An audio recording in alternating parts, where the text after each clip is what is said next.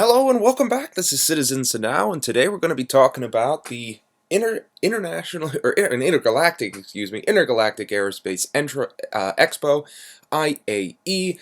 It just kicked off, and we have a lot to go through. So, different pages for each days, of course, as the days progress.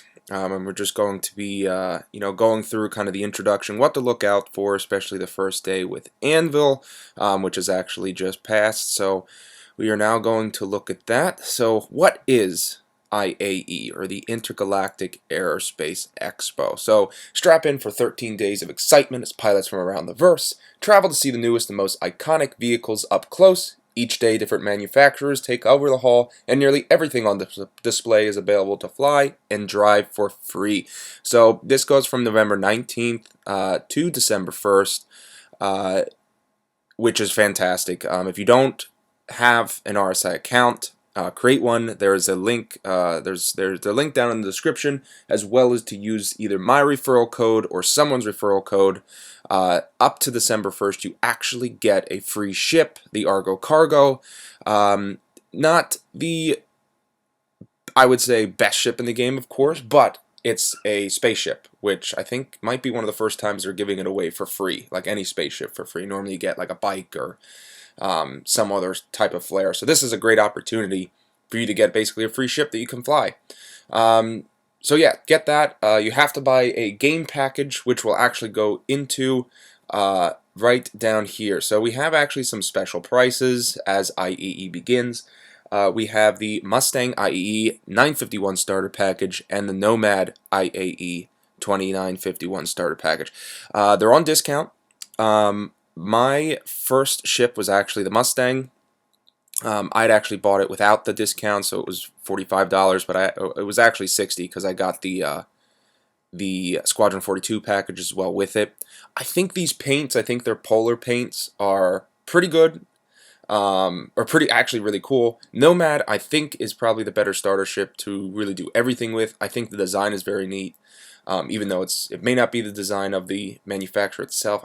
I think it's Anvil that creates the Nomad.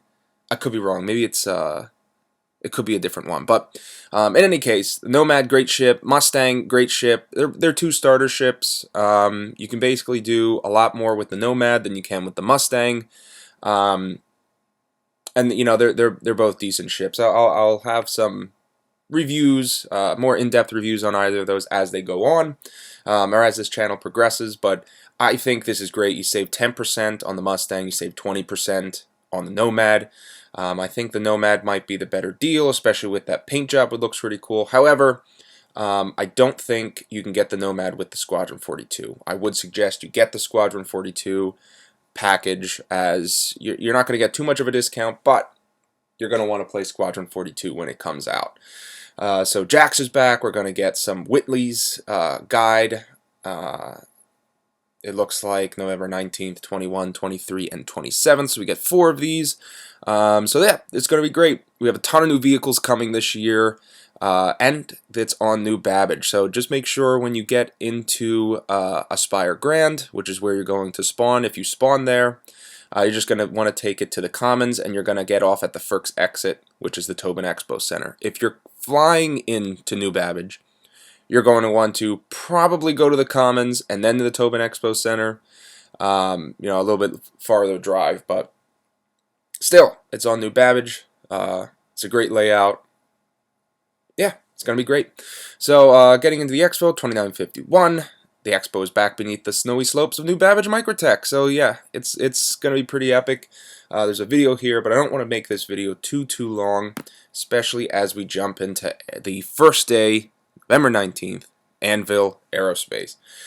So this, I mean, you're going to have fantastic discounts. Go into the hall, you're going to be able to rent a whole bunch of ships that you probably have never had the opportunity to rent before, as well as the new ship you're able to buy, which is the Anvil Spartan, or it's really a ground vehicle, the Anvil Spartan, built on the chassis of the Ballista. I checked this one out. It's okay. I'm not really into the ground vehicles right now. I don't think they're worth buying with real-world money. I think they're just better off getting in-game as you progress when the game finally comes out. So there are 17 ships that are on sale. Some of them you can get before. Some of them, these are going to be limited times or only special events. So you have the Anvil Arrow. Great ship. I actually really like this. It's very, if you like human, modern sort of fighter craft, this one's for you. $75. You're going to have the ballista, which again, I think ground vehicles are something you can buy in game, but if you'd like the game, you get it with, I don't think this comes with LTI, I think it comes with 10 years insurance, which is still pretty good. $140 for the ballista, has some missiles. You have $45 for the C8X Pisces Expedition. It's a neat ship, it's small, you can do a little bit with it, some cargo, some drop ship running. This seems to be more of a partnership with the Carrack, which we'll get to. $45, not a bad deal, but it's probably something you can buy in game. The Carrack, of course, is the large ship, $600. I think it's pretty good value at the price you get. This would come with 10 years of insurance, which isn't bad. You're gonna want it for this ship. The ship is large exploration. It was military, so it's shielded, armored. It does a lot. It really does. However, the drawback to that is that you're gonna need a big crew in order to run this. You're not gonna be able to run this by yourself. You're gonna need someone to help with it. But it can do basically everything in game right now and in the future decently well. It can cargo run. It can fight. It can explore. It can carry up to a ground mining equipment. It can't mine in space, but it's still a really good all-around ship. Of course, you have the Crucible, which is still in concept. This is going to be your rearm, refuel, repair, and I've heard some information on this. You're going to be able to repair a lot of ships with this, including some pretty big ships because of those arms, as you can see, sort of reaching out. It appears they're going to be able to reach outside the ship and repair bigger ships that maybe wouldn't actually fit in this cargo or this bay, and it could also repair parts of itself wherever the arms reach. So probably the front part here you'll be able to repair if it gets damaged. Maybe part of the flight deck, but probably not the wings, the engines, or anything on the back. It probably will not reach that. But if you want to do that rearm, refuel, repair, and this is probably the ship for you. If you're part of a large org, there's probably going to be a few of these in each org, spread throughout the universe, so that they can help their org mates. $350, not a bad value, especially for an in-concept ship. You then have the Hornet series. I'm gonna breeze over these pretty quick. I'm not a huge fan of the Hornet series. I think their design's very clunky, which I'm not a huge fan of. I also think there's just better ships in the game. The real nice thing about the Hornet series is that there's a lot of modularity, and you can really pick the ship that works well for you. So you have the F-7C Hornet, which is a combat, a medium fighter. I believe this is one-person ship. You don't have the turret, but I think you can add the turret if you wanted to, making it a two-person ship. This one's the Hornet Wildfire, so this one adds the turret on top. I believe this still is a single fighter, if I'm not mistaken. And then the pilot controls the turret on top. You then have the F-7CM Super Hornet, which this is the two-person ship. You then have the second, or the co-pilot, that can do can control the man turret. So a little bit bigger, a little bit more firepower than the regular series. You're going to have the F-7CR Hornet Tracker. So this is going to have scanning and some other utility outside of combat, as you can see with that disc sort of in the center. And then you're going to have the F-7CS Hornet Ghost, which is going to be more of your stealth ship. You're going to have your Gladiator, which is very similar to your Hornet series. It looks very similar, but it's actually a little different. It's going to be a two-person ship, as you can see, a pilot, and then you're going to have a manned turret here. A really good ship. I haven't flown this one yet. The design's kind of neat. If you and a buddy want to team up, this one isn't a bad one to get. Then, of course, you have the Hawk, which is a bounty hunter ship, one-person bounty hunter. Then you have in the back, you could put your cargo or your prize in there and go collect some money. It's an interesting-looking ship, very clunky, very utilitarian. And the $100, not a bad value, especially if bounty hunting is something that you're going to want to do.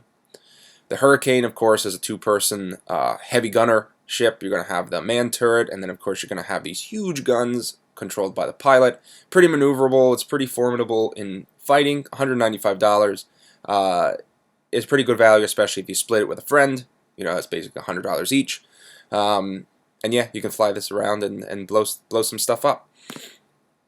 The next one is a Liberator, $575. This was actually in concept and released during the event earlier in the year.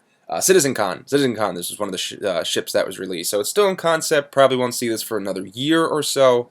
However, it's going to be a medium transport, so you're going to be able to put your ships, put some tanks in there, and fly this around and transport ships. If transportation is going to be one of your thing, it has some defense, it has some turrets, but it's not really going to be a military vessel. It's really going to be more transport. So if that's your thing, transporting vehicles and ships, this one might be for you. $575, pretty steep. If you don't want to transport, I would advise not getting this ship, as this is really just going to be a transport. But orgs, if you want to do this in your org, be great there.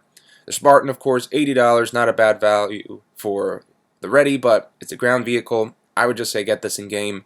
I think this is on Warbond, so you can also get this with LTI. So if you're going to want that, maybe pick this up. But it's probably going to stay around $80, so you're not going to get increased value off of this, and you can just buy it in game. And I think we're coming, yeah, last 2 ships here. The Terrapin, neat ship. It's going to be great. You can fly it. This exploration is like a Pathfinder. It's a neat ship. And that's really all I have. There's other ones that do it a little bit better. If you like the style, it's like a turtle looking shape. You know, feel free to check it out. $220, not a bad value, especially what you get out of it. And then, of course, you have the Valkyrie, the $375 dropship version. It comes with a massive payload, missiles, guns. It can drop a whole bunch of troops onto the battlefield. This is going to be something for orgs, or if you have a large group of friends, you're going to want to do a lot of missions on the ground and in the air. This is the ship for you. Not for everyone, though, as, you know, when you get into these really large multi-crew ships, especially in the drop ships, if you're not playing with multiple people, the only reason you would buy this is if you like the look of it, but then you're not going to get full use out of it. You know, and at $375, it's not something to, you know, just kind of throw money at. So, and that is all the ships for day 1 of Anvil. You have some, you know, the first day of Whitley's Guide. You have the Spartan, neat video if you have, check it out. And then you have some special offers as well in terms of packs. You have Anvil gear, some shirts, and celebration pack that gives you everything. Some paints. You have the exploration pack, of course, if you kind of want to get a whole bunch of ships with LTI. You have last year's version, which I'm surprised they haven't updated that yet to 2951, but yeah, last year's UEE Exploration Pack, you get the Carrack, you get the Terrapin, you get the Pisces, and I believe you get the mining ship. It's Misk, I forget what the name of it is. But yeah, so that is day 1 of the IAE International Aerospace Expo. This is going to be Anvil. And we will check in tomorrow to see what's next. So thank you for tuning in. This is Citizen Sadao, and I will see you in the verse.